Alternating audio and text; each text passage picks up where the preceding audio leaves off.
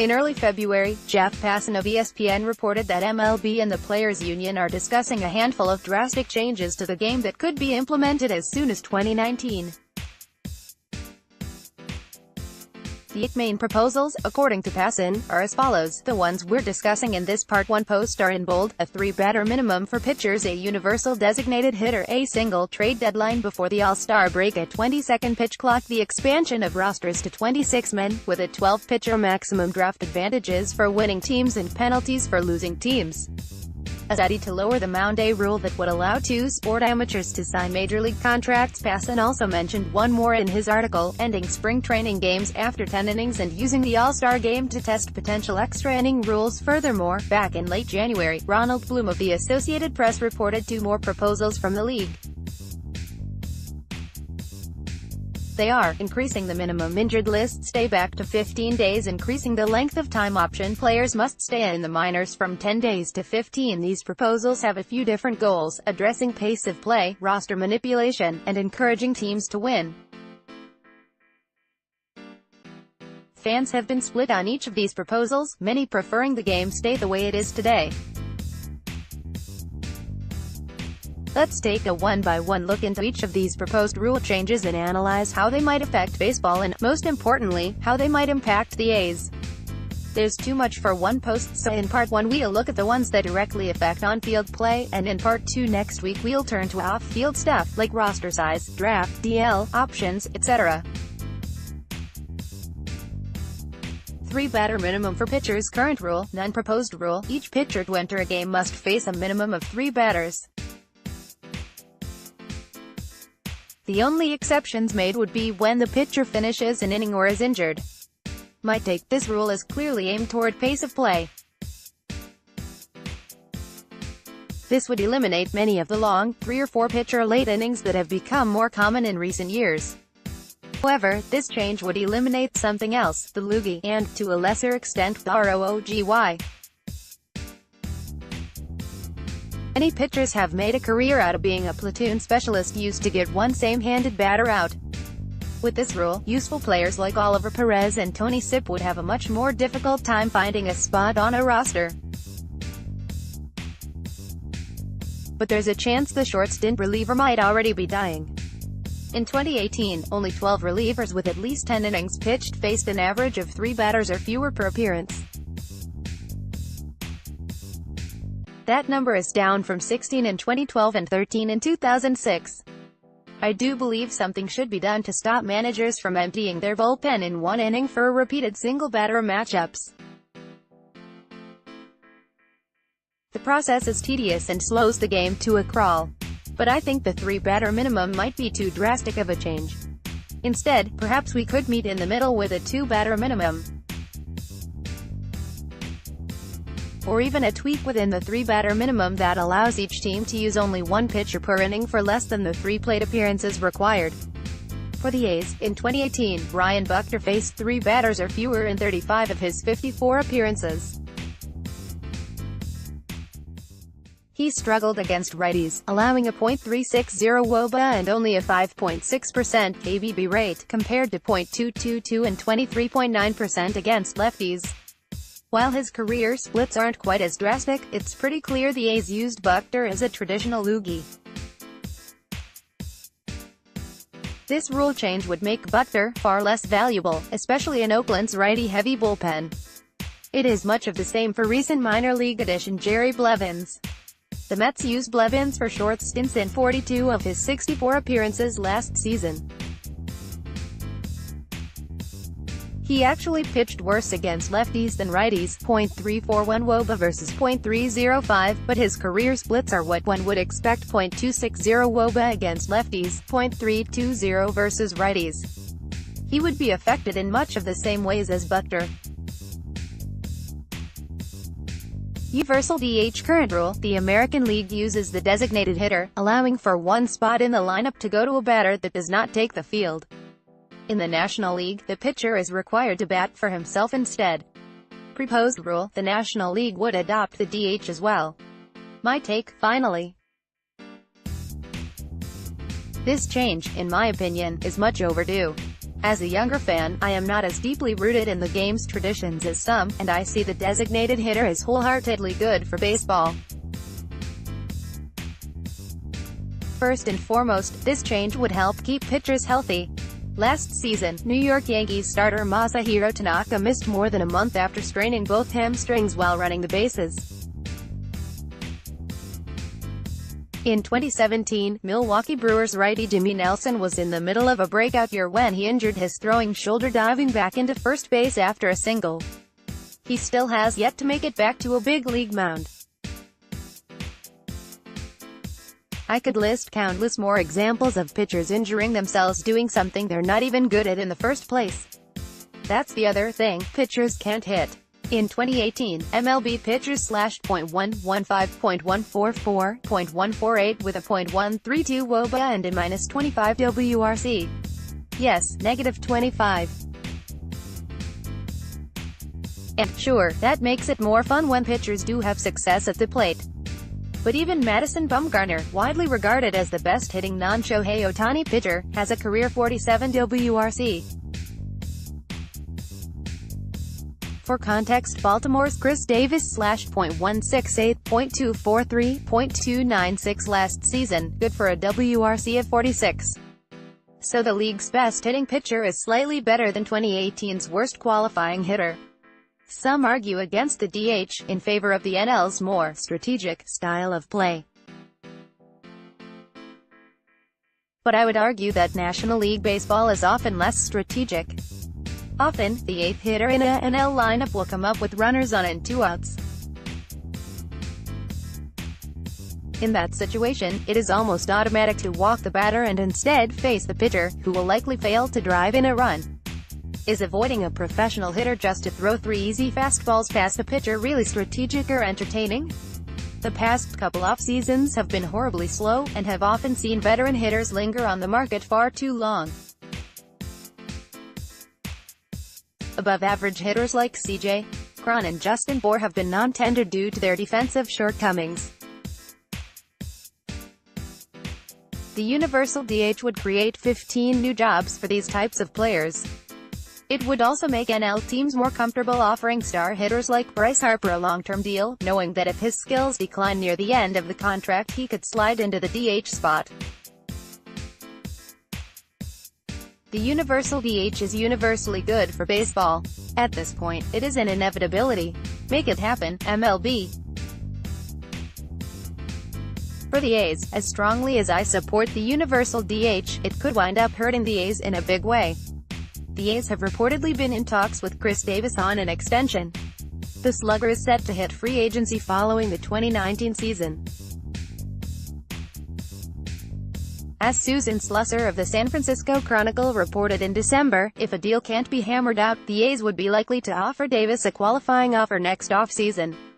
That one-year offer would be somewhere in the neighborhood of $18.5 million, and based on the track record of players similar to Davis in recent free agency, he would be wise to accept.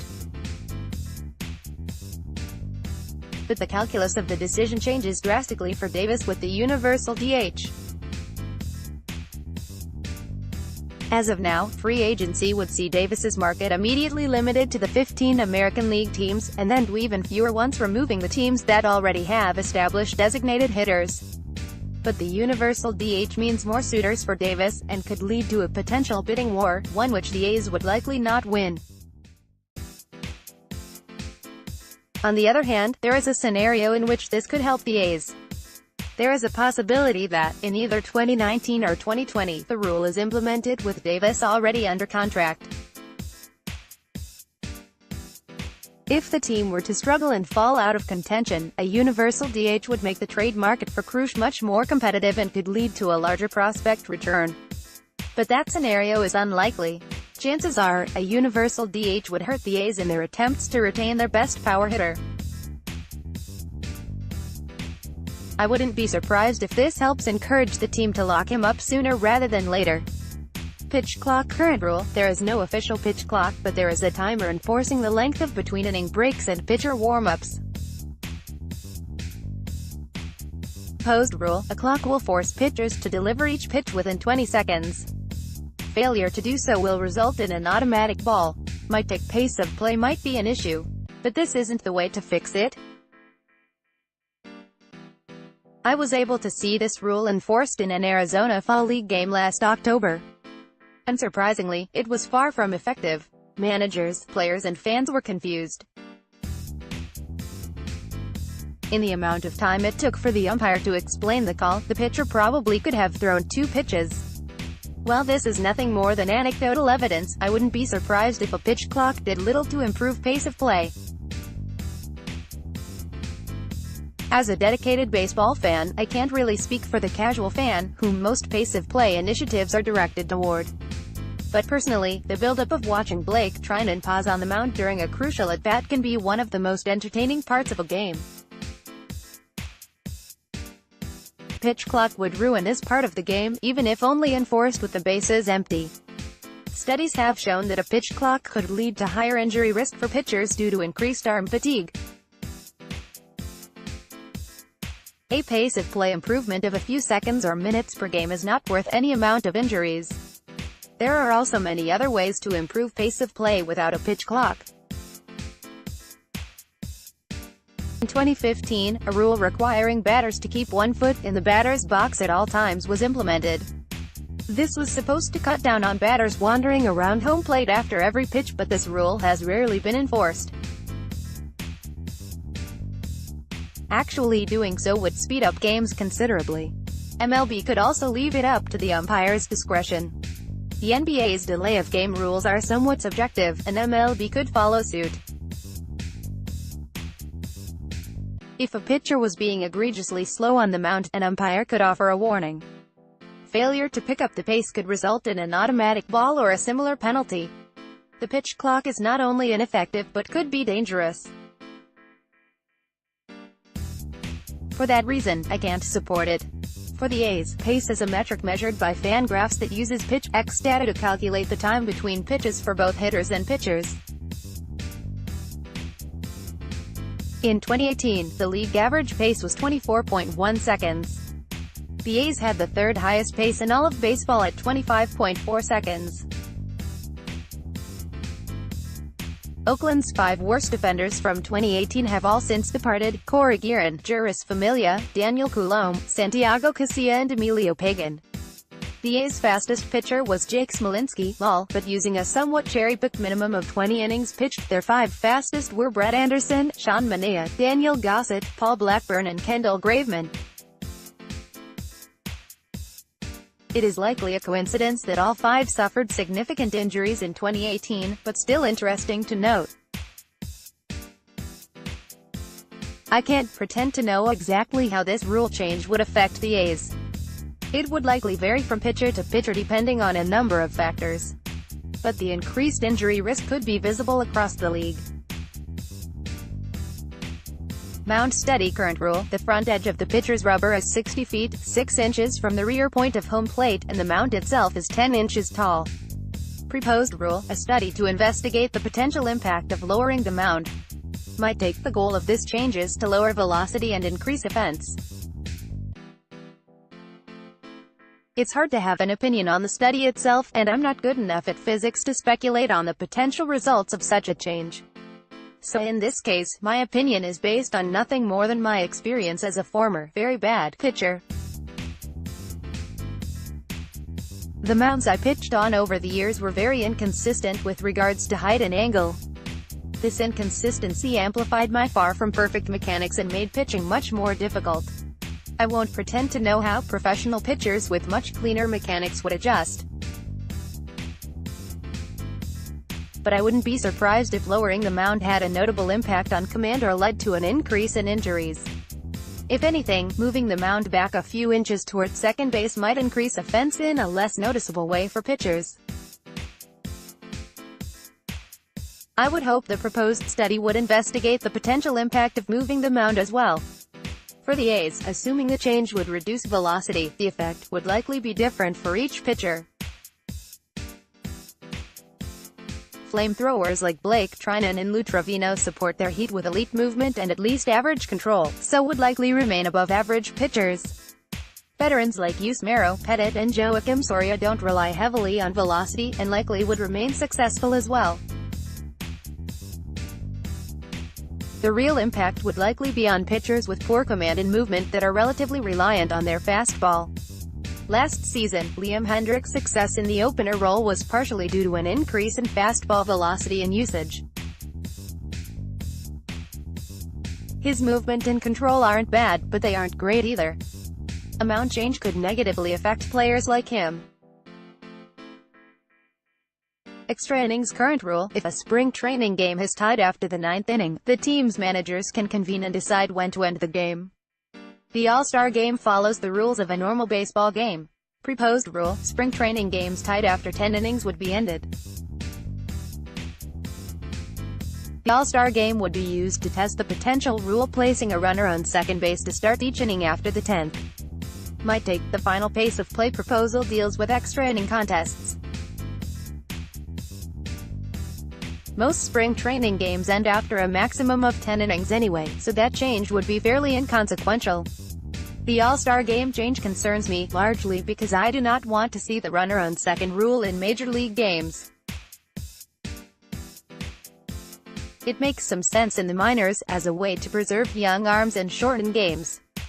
But in the majors, it would remove some of the best moments baseball has to offer. As much as I love baseball, I can admit that games like the 18-inning World Series Game 3 last season are a bit much. But those games are few and far between. This rule would alter almost every extra inning game drastically. With a man on second to start the inning, many teams would bunt the runner to third and try to score him with a sacrifice fly. I can't think of a more boring way for an extra inning game to end. In the NHL, the game is completely changed when it goes into overtime. 4 men take the ice for each team instead of 6, and if the game remains tight it goes into a shootout. However, the difference is that the NHL uses a points system for their standings. Rather than counting wins and losses like most sports, the NHL awards 2 points for any win, 1 point for an overtime loss and 0 points for a regulation loss. This is at least consolation for teams that lose a game very different from the one they began. But in baseball, this point system doesn't exist. A team constructed to win a baseball game the way it is played in the first 10 innings could find itself losing a very different game structured around small ball, with nothing to show for it. This change would make the game far less enjoyable for fans and would encourage skills, such as bunting, that the game has already moved past. One of the best things about a baseball game is that you never know what you're going to get, and killing extra innings with this rule would weaken that trait. For the A's, it has been decades since the A's have openly embraced small ball, and it shows in the statistics. While they ranked 10th in baseball in sacrifice flies last season, they placed 29th in sacrifice bunts with only 6, one more than the Toronto Blue Jays. Chances are, as constructed, the A's would not fare very well in this new style of extra innings. It's important to keep in mind that these proposals are all just that, proposals. There's a chance some of these are implemented as is, while the league and the union come to a compromise on others. Some will never even make it to the field in any form. That being said, I do think a handful of these have a decent chance. The universal DH in particular is inevitable. I doubt it comes into effect in 2019, but should come to fruition by the time the 2021 CBA is complete. Not all change is bad, and not all change is permanent. Most changes to the game come with consequences that nobody could see coming before they were implemented. But the league will always keep trying to tweak the game and make it more enjoyable for the fans and profitable for those in the industry. We should have more clarity on potential changes by the time spring training games begin. Until then, these are nothing more than ideas. Stay tuned for part 2 of this conversation next week.